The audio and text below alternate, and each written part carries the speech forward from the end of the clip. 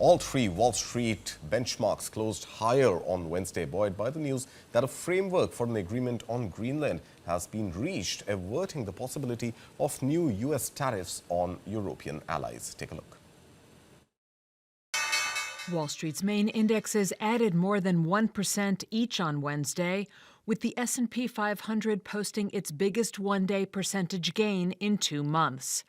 Investors were buoyed by news that a framework for a deal on Greenland had been reached between the U.S. and NATO, and that the possibility of new U.S. tariffs on European allies had been averted. The advances stood in stark contrast to the previous day's plunge, which had been the worst daily performance by all three benchmarks since October 10th. The sell-off reflected the latest episode of President Donald Trump initially using tariff threats to push his agenda before rolling back the rhetoric when a policy victory could be declared. Liz Miller is founder and president of Summit Place Financial Advisors. So clearly the first statements were all focused on the rest of the world and the geopolitical goal, and the market reacted saying, wait a minute, you need to start negotiating that. We need to start hearing how you're stepping back and what this will really look like. And we've seen this back and forth before from this president, and it's partly the markets and the president learning how we interpret each other's comments back and forth to each other. Among Wednesday's stock moves, Intel gained more than 11.5% ahead of Thursday's quarterly results.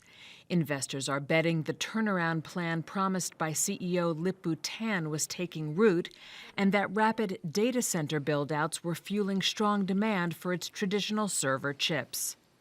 Energy stocks ended higher, buoyed by Halliburton, which gained 4% after the company reported earnings that beat estimates.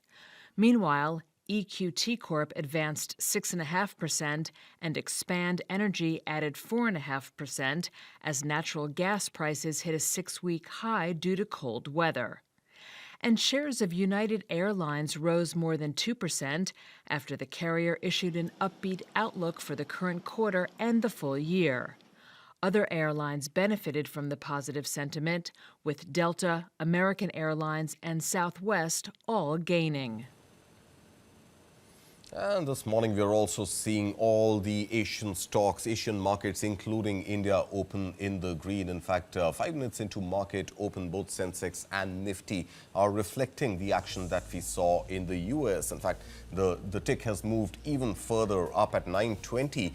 Both Sensex and Nifty were up about 0.6 of a percentage point. Nifty 50 above the crucial 25,300 level, while the Sensex inching closer to the 82,500 order levels.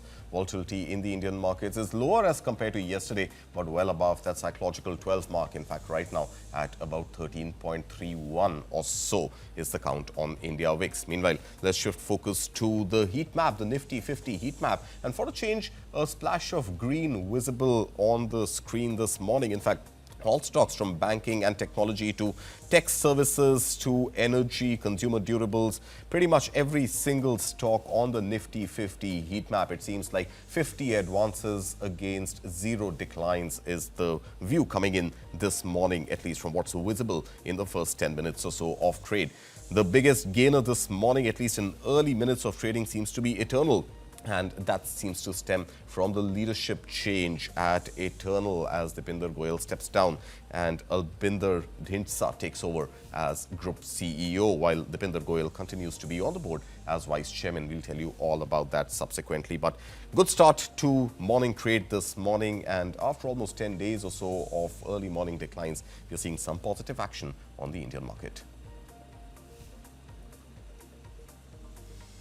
But the rupee plunged sharply yesterday, closing at an all-time low of 91 rupees 65 paisa against the US dollar, pressured by sustained foreign fund outflows and rising global risk aversion. Now, forex traders said heightened geopolitical uncertainty and a risk of mood in global markets weighed heavily on the Indian currency. Now, this marks the rupee's steepest single-day fall since November last year, with the local unit down nearly 1.5% so far this month itself. Now, rising tensions in Europe over the Greenland issue, concerns over Potential tariffs and weak domestic equity markets further dented investor sentiment yesterday. But after hearing Donald Trump at Davos, things may look better, at least as far as the US dollar index goes. And that may signal more weakness for the Indian rupee in comparison to the US dollar.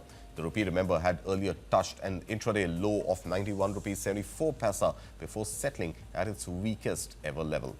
Now, market experts said emerging economies like India are facing pressure from volatile capital flows and geopolitical disruptions.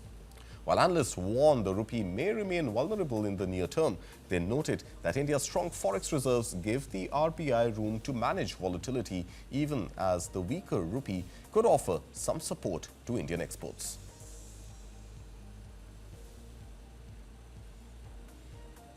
And from currency, let's shift focus to commodities, especially precious metals. And there could be a correction underway after the clarification came from US President Donald Trump that he will not use force in Greenland and potentially offsetting the tariff threat over the Greenland issue. Meanwhile, yesterday again, gold prices had extended their record-breaking rally, once again surging to a fresh all-time high of 1,60,000 rupees per 10 grams in the national capital, while silver also scaled a new peak of over 3,34,000 rupees per kilogram, driven by global rush for safe haven assets.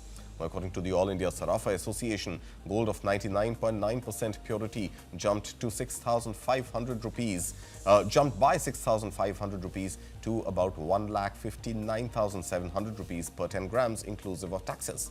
Now, this comes a day after gold crossed the 1,50,000 mark for the first time in Delhi. Now, silver continued its run for the 9th straight session yesterday, rising 11,300 rupees to close at 3,34,300 rupees per kg. Market experts say the rally is being driven by persistent safe haven demand, strong inflows into gold and silver-backed ETFs, tight domestic supply, and a weaker rupee, which have kept local prices at a premium to global rates. Internationally, gold breached the $4,800 per ounce level for the first time, supported again by geopolitical tensions, fiscal concerns, and rising global yields.